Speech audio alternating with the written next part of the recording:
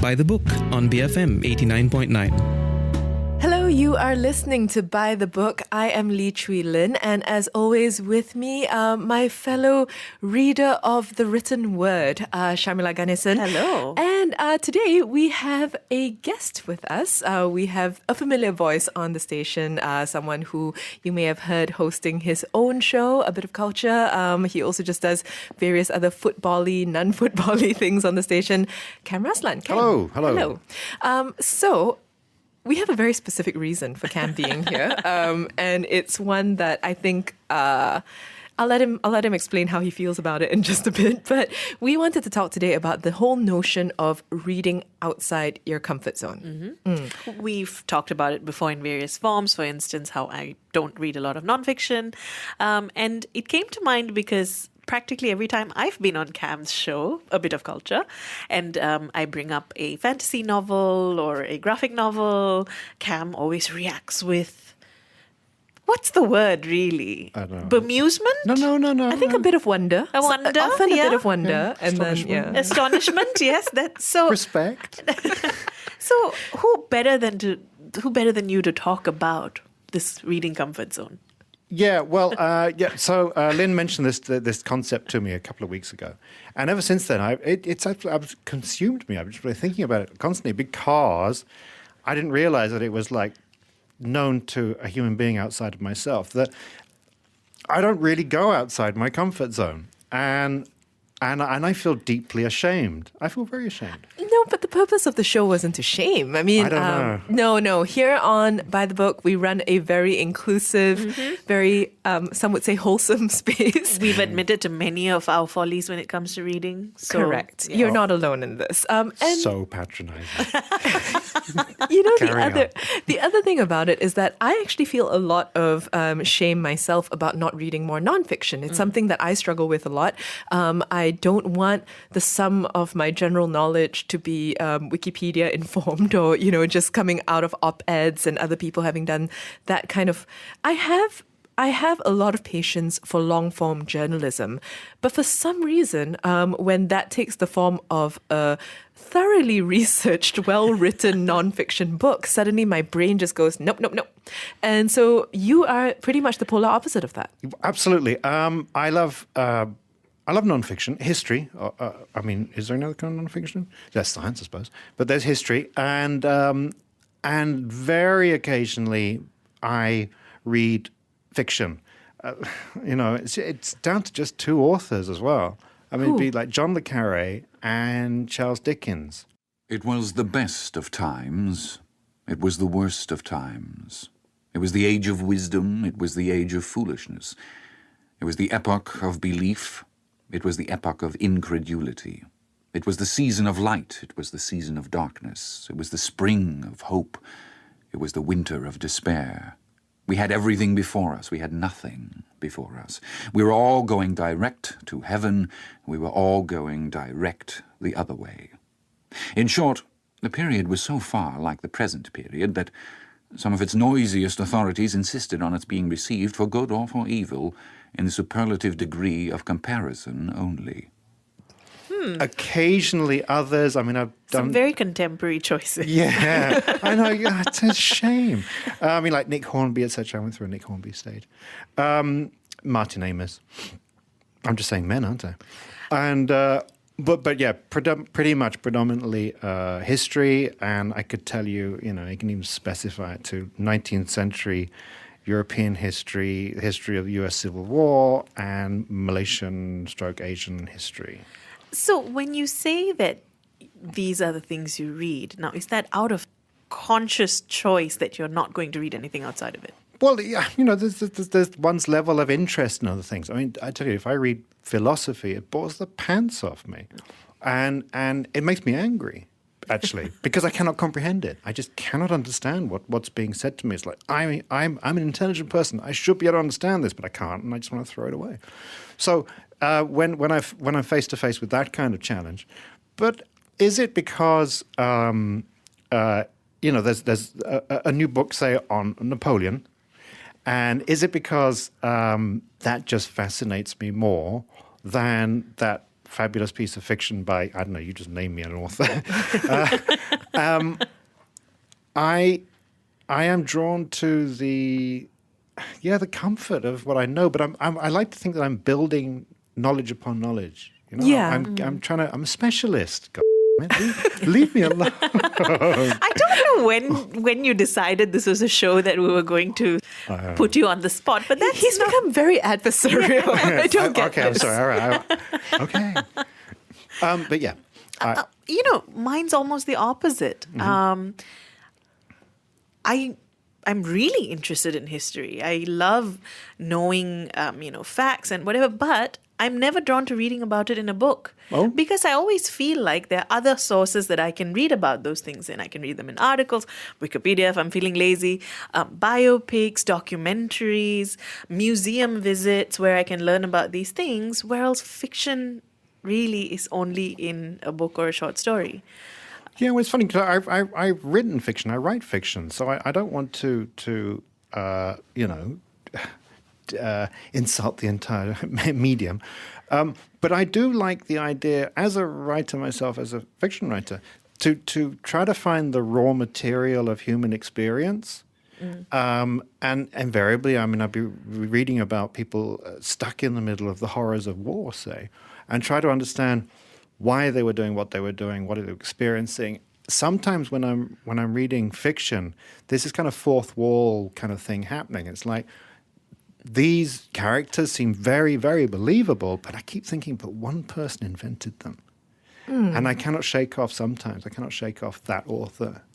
What I would like to know, among many other things actually, is, are you entertained? Because for me, that's one of the biggest things, right? Like, I think the reason why fiction has that capacity for me to fly by, to really get absorbed, I almost never think about the omnipresent God who's created this whole story for me, or all these characters. That doesn't bother me so much. It's more like, is this working? Is this world one that I want to be in? Is the story one that I want to follow? And when all those things align, or if even half of it aligns, I am entertained and I'm flying and I'm there.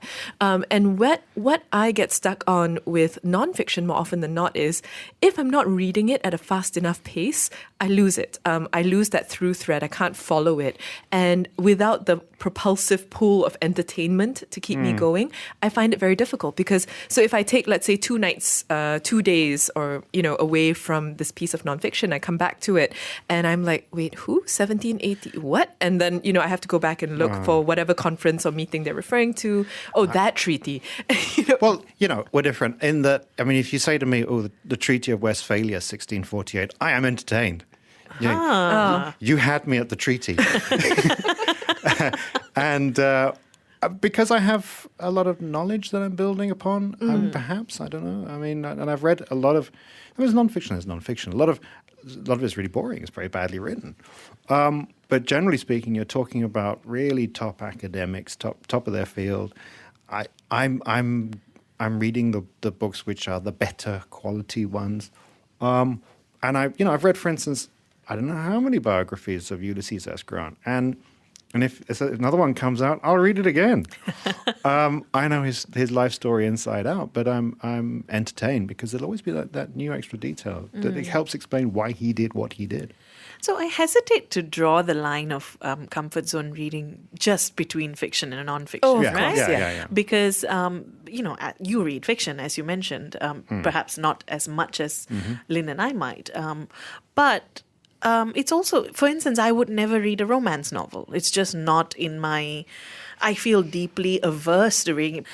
So I'm curious as to whether you guys have thoughts on when and how exactly this idea of what is my kind of reading becomes established. When does that comfort zone get established? That's a scary thought, isn't it? When did one's personality become sort of calcified and concretized?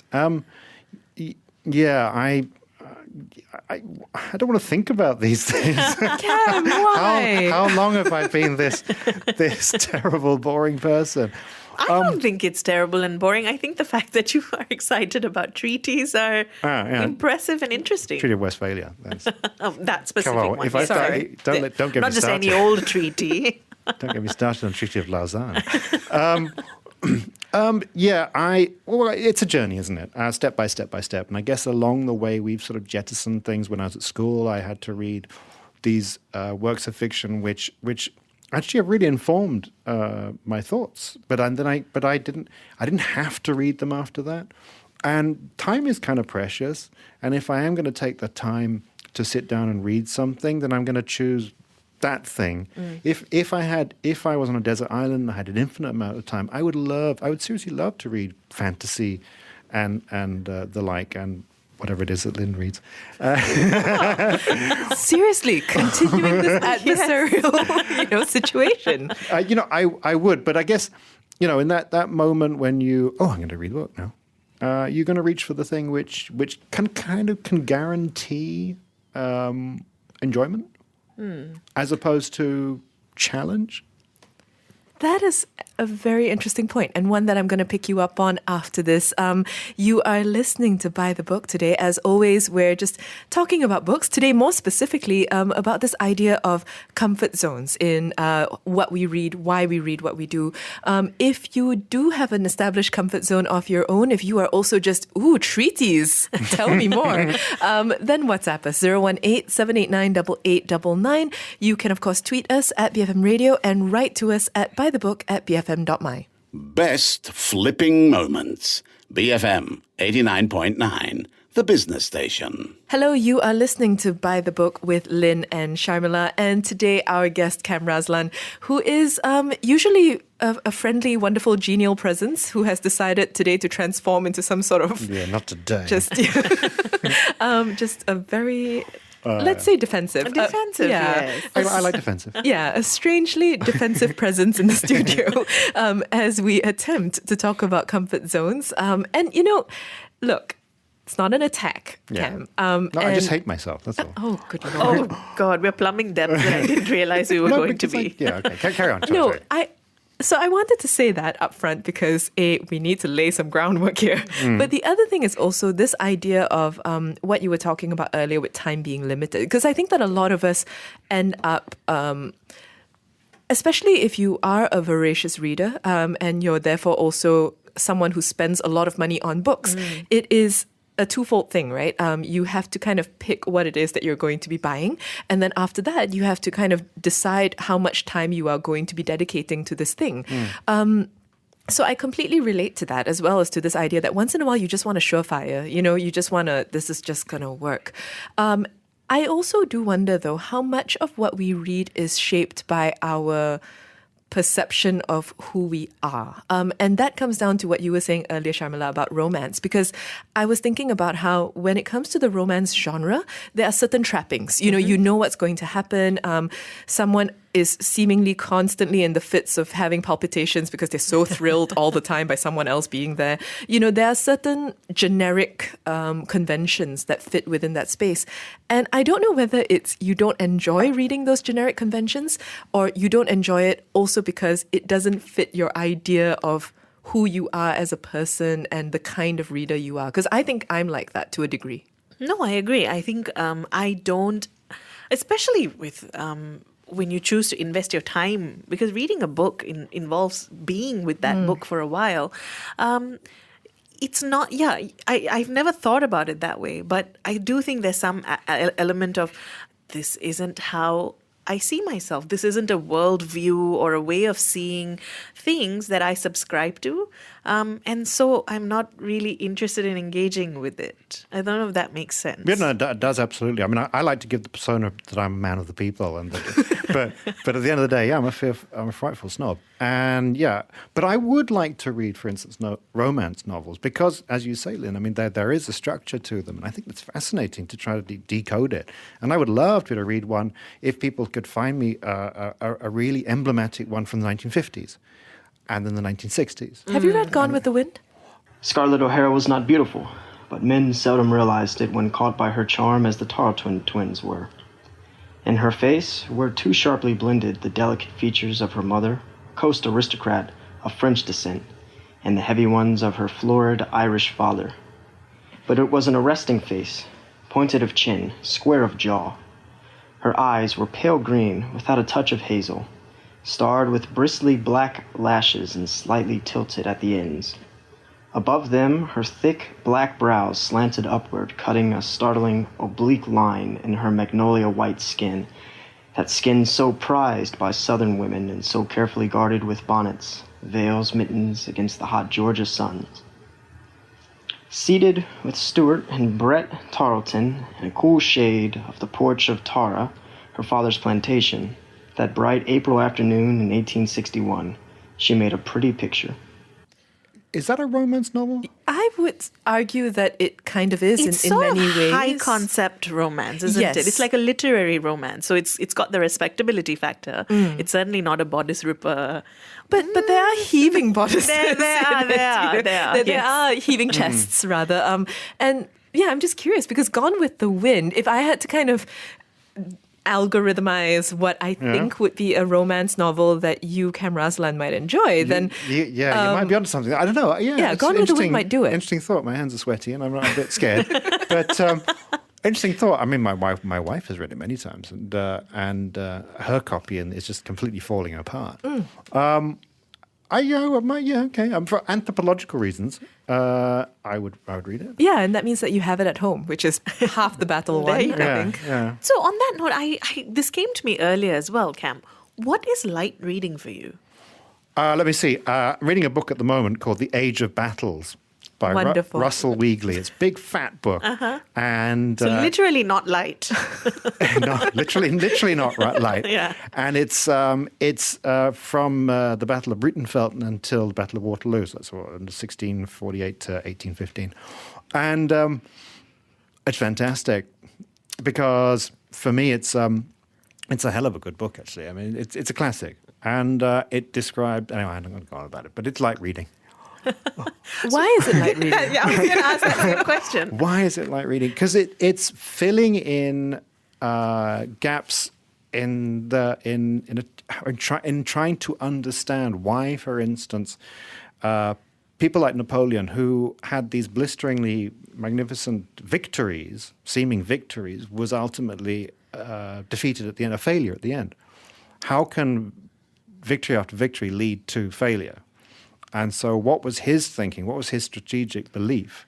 And why did that collapse?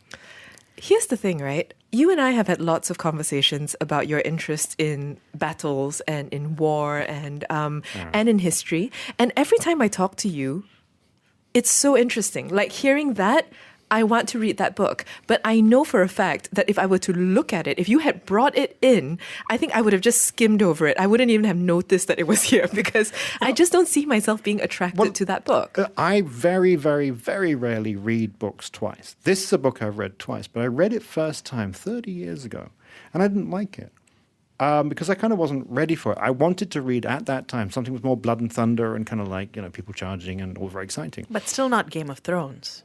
Well, more Game of Thrones, actually. But that was what I was wanting then. Right. But it wasn't that. But it's a book that people keep quoting in all the other books I've read. And now I was kind of like ready for it. I wanted the key that it was saying. And so 30 years later, now I read it, now I enjoy it. To the point that it's light reading. It's like reading it. Yeah. I just don't judge that my light reading would have been Bridget Jones' Diary. In every life, there comes a time to turn the page. I decided to get a grip on my life and start a diary. Resolution number 1. Will not be paranoid about weight. Will not form romantic attachments to any of the following: alcoholics, workaholics, sleeping toms, or perverts.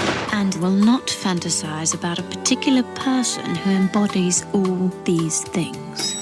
My boss. I was wondering if you might care for dinner on Friday night. My light reading, I think, would be something like Harry Potter. Meaning, I've read it before. A comfort read. A comfort read. It entertains me. It plays me like a fiddle. At certain points, I will cry. At certain points, I will laugh. I'm ready for this repeated experience. I think that for me would be, considered a light read. Yeah, I'm like that with the battles of Jena Austadt, 1806. Oh, I miss I'm the treaties now. I'm like, yeah, tell me about Murat's charge again. Okay, I have this other question, which is this idea of engaging with cultural moments, right? Because maybe they don't hold the sway that they once did, but I think in some cases there are still books that become moments, right? There are still books that become cultural touchstones that people anticipate. I'm thinking here of Margaret Atwood, for example, releasing, after so many years, the sequel to Handmaid's Tale. Right. I'm thinking, we mentioned Harry Potter, we've done shows on it, not going to labor the point, but Game of Thrones Game is of another Thrones, one. yeah. Do you ever feel like you're missing out? Yeah, absolutely. And yeah. But I feel very bad about it. Do you do anything about it? No, I do. Absolutely nothing about it. Apart from saying, well, one day I must read that. But of course, but then there's a new book on Ulysses S. Grant, and it's really thick, and it requires my concentration. So I am. I'm aware of, I don't know, let's say Game of Thrones. Actually, I was not aware of Game of Thrones until the TV shows came out. I'd never heard of it. But I'm aware of the cultural phenomena, and I guess I do try to Wikipedia the meaning behind the phenomena. The way I do Ulysses S. Grant, yeah. Yeah. Absolutely. But I mean, like, Game of Thrones, he was inspired by the 100 Years' War. Mm-hmm. And I know the 100 Years' War. So you know the OG version. That's what Cam is saying, basically. So boredom, I think, is too simplistic. So when I say I get bored when I read something that's not in my comfort zone. Yeah, that's a good word. Is it actively an uncomfortable experience for you if you were to read something that's not within that? Yeah. Yeah? Yeah. I feel uncomfortable. I feel... Yeah. Right. And defensive and all the stuff that I've been exhibiting. Really? exhibiting. I hadn't guessed. Yeah. Would never have known. It's terrible. I know. I feel really bad. I find that really interesting, simply because it's like... It's a lot of separate things that you're talking about, right? This idea of I can't read it because I get uncomfortable. I can't read it because, or I don't want to read it because I get bored or I get completely switched off by it. And I think we haven't actually established the answer to Sharmila's earlier question. And we can all go around answering it, but just when does this happen? Because for me, as I've said many times on the show, I began reading fiction. I continued reading fiction. If anything, I walked a very well-trod path. You kind of traipse around the classics, you come back to sort of contemporary fiction, you try out different genres, see what works. But for some reason, I think, and I blame Sejarah, actually. I blame Sejarah class for this.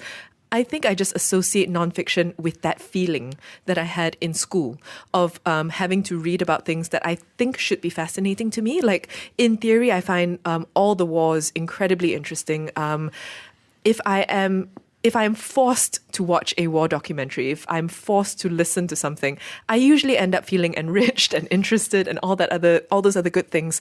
But asked to actually make a monetary purchase, a financial purchase of a book, to sit down with it, there's something about it that just invokes Sejarah, that just invokes like boredom. And so I think it's set for me from at least my teenage years. Do you know when it happened for you? Yeah, I guess all at the same sort of times. It's when we discovered, say, David Bowie, and I don't know why I said his name; it just had to come in. You have to say it at every show. It's tradition. I have a deep belief in the concept of community, that we are naturally drawn to wanting to be part of a community. And I think that when I read, and these are imagined communities when we're reading, as opposed to necessarily physical ones. And when I read the books that I read, I kind of feel like I'm part of a conversation that I get, and that, the author of the book, and there are people out there who get, and it's like I'm part of, I'm knocking on the door of that community. And I find sometimes when you mention the books, say Game of Thrones, there would be a frustration for me because I kind of feel like I'm not part of this world, and it frustrates me and upsets me because I'm not that I'm going to be rejected by that world, but I don't have the language. Whereas I do have the language with a community that I never meet. I mean, I've never bumped into another person, and it's like, Arnhem, 1944, let's talk. Never happens. Well, I think if I had to put a finger on it, I think my journey was very similar to Lynn's, except that until I started having to read books for work. I was reviewing books for The Star for 6 or 7 years before I joined BFM, and until that happened, I pretty much read very much within my comfort zone. And those were, growing up, I enjoyed mythology, I enjoyed folk tales, I enjoyed fantasy, and given a choice, those were just the things I'd read over and over again. I would read classics because they were always around in my house. I grew up with lots of books. I would read the classics, and then fantasy, sci-fi, mythology. Those were my, that's really it. And then for work, I had to start reading all sorts of things. And that was when I really expanded beyond and realized that, there are things that I can read that's not within this that I still enjoy. Contemporary authors that I enjoy, not necessarily just Dickens. But that was, I had to be pushed into it. Right. Yeah. Yeah, I envy you for that. I think it was one of the best things that happened to me, because otherwise I would have continued to just read the things that I like to read already. This show, to a lesser degree, I think is forcing me to do that simply because we interview people, we speak to them. Yes. I want to be able to read their books and talk to them. And that has also kind of pushed me outside of my usual haunts. Okay. Would you be willing, Cam, if we all agree to read something that's outside our comfort zone and meet here again in, I don't know, a few months and kind of reconvene and see how we feel? That sounds so much enthusiasm. No, you it's can't good. see Cam. He's squirming. I'm sliding down in my chair. Sorry. That's so obvious.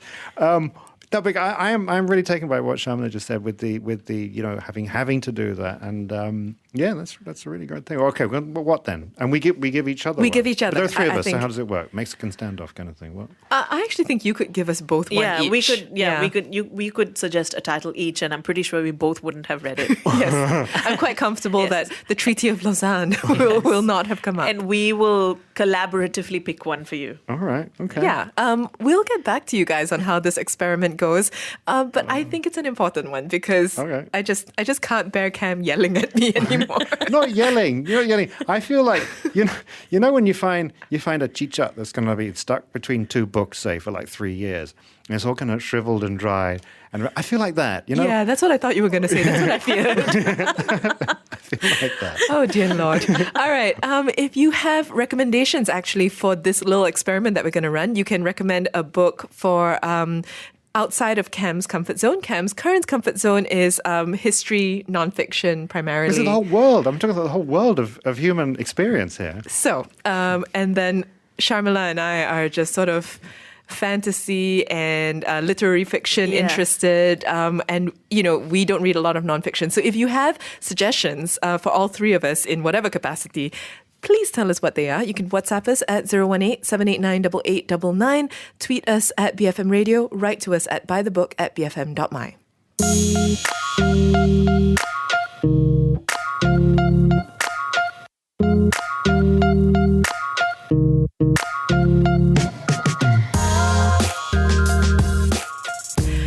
That brings us to footnotes. And in honor of Cam being our guest today, we are going to finish our show the way A Bit of Culture traditionally finishes, which is with recommendations. And I think, Cam, you can go first. Okay. Well, I mentioned it earlier, and it's the book, twofold. One is The Age of Battles by Russell Weigley. I think that's how you pronounce it, Weigley. And it's... because I am fascinated by the difference between, what is it? What is your plan when you enter into something as disgraceful, disgusting as a war? And you have to have a strategic vision and then operational vision and tactical vision. And this book kind of explains that actually battles, especially battles and wars themselves, kind of actually don't do anything. A lot of people will die, but they never actually really achieve anything. And he kind of delves into the economics and the demographics of countries to explain why that is the case. So it's a classic. Came out in the early 90s, I think, and it's a great book. The Age of Battles by Russell Weigley. Well, I would like to recommend actually an author, Diana Wynne Jones. She writes children's books, middle grade books, very much within the fantasy genre. Howl's Moving Castle, Chapter 1. in which Sophie talks to hats. In the land of Ingery, where such things as 7-league boots and cloaks of invisibility really exist, it is quite a misfortune to be born the eldest of 3. Everyone knows you are the one who will fail first, and worst, if the 3 of you set out to seek your fortunes. Sophie Hatter was the eldest of 3 sisters. She was not even the child of a poor woodcutter, which might have given her some chance of success. Her parents were well-to-do and kept a ladies' hat shop in the prosperous town of Market Chipping. And she writes beautiful books. I love her work. I've never heard of her. Well, perhaps that might be one that we recommend for you. Bad. But actually, no, don't feel so bad, because she really isn't someone that enough people know about. Even people who read children's fiction. She first started writing, I think, in the 80s, and then passed away in the early 2000s, I think. But the reason I like her fantasies, because even though they're written for younger readers, she does not pander to them. Stories sort of end without satisfying conclusions. Characters have really dark things happen to them, and often there's no happy ending. Sometimes there's no happy ending. You might have heard some of her stuff. She wrote the original Howl's Moving Castle, the book that then the animated version was. Cam knows what I'm talking about exactly. Total blankness. Yeah. But yes, just... So children's or young adult? Not young adult. I believe it's what's classified as middle grade. So children's and middle grade, which is slightly below young adult. And that whole genre, that whole world is getting darker, isn't it, as we go along? It's darker than it was in my time, isn't it? Yes. But Diana Wynne-Jones is dark in a different way. I think she's dark in a more fairy tale way than in a violence kind of way. It's not the same. I think when you were speaking earlier about how she doesn't pander, I think the main thing here is she treats emotions like they're real. Exactly. That's the main thing. Yeah. So if you're uncomfortable, if someone is really angry, if something happens to make somebody really sad, all those things are there and they're not watered down. You know, there is no assumption that children cannot, or middle age, or adults who all read these books can't handle those things. And I think that's what's beautiful about her works. Yep. And she's, spans the all the different tropes of fantasy, from sort of traditional quest stories to more quirky, like real life stories with just weird characters that pop in and out, to even time travel and fairies. And yes, Diana Wynne-Jones. Highly recommend anything she's ever written. I'm going to recommend something that I've recommended in a personal capacity to Cam, actually. And it is The Sympathizer by Viet Thanh Nguyen. And it is this really, I think it won the 2015 Pulitzer Prize for Fiction. And it is sort of the telling of a double agent at the end of the Vietnam War. And why I really enjoyed it was because it is, it's kind of beautiful and poetic and kind of scummy. And, it also has sort of that John le Carré quality of that double agent, you're not sure what's going on, of intelligence.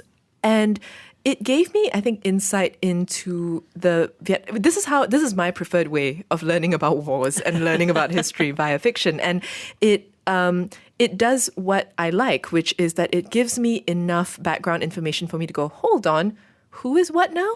And, go look that up and understand a little bit more about what happened to the Vietnamese soldiers who maybe were flown to the United States and how the CIA was working with them. And, just understanding a little bit more about the intricacies of the relationship between the North and the South of Vietnam, understanding the whole concept of reunifying the country, hearing how people longed to return to Saigon, and why. And just, it's a great book. I really enjoyed it. And it's also just kind of fascinating. It's historical. I really enjoyed it. That's totally how I would read most of these historical events, through a fiction lens. And that book actually was being recommended to me by an actual Vietnamese guy who said that he could really understand the undertones. So the thing is, I would ordinarily feel like I could just recommend that to you wholeheartedly, but now I just don't know if you would just... No, go on then. Yeah, because I really think you'd enjoy it, Right, but sounds good, but I'm yeah. not sure. Okay, so we've been talking today about reading outside of our comfort zones. We are, like I said, going to be revisiting this. We're committing. We've already committed to it on air. My mouth is dry. To doing this, to revisiting this show in a couple of months when we've had a chance to kind of come up with recommendations for each other, to have read them. But we also want recommendations from you. What do you think would be outside our comfort zones that you'd like us to try and read? WhatsApp us at 018-789-8899, tweet us at BFM Radio, and write to us at bythebook@bfm.my.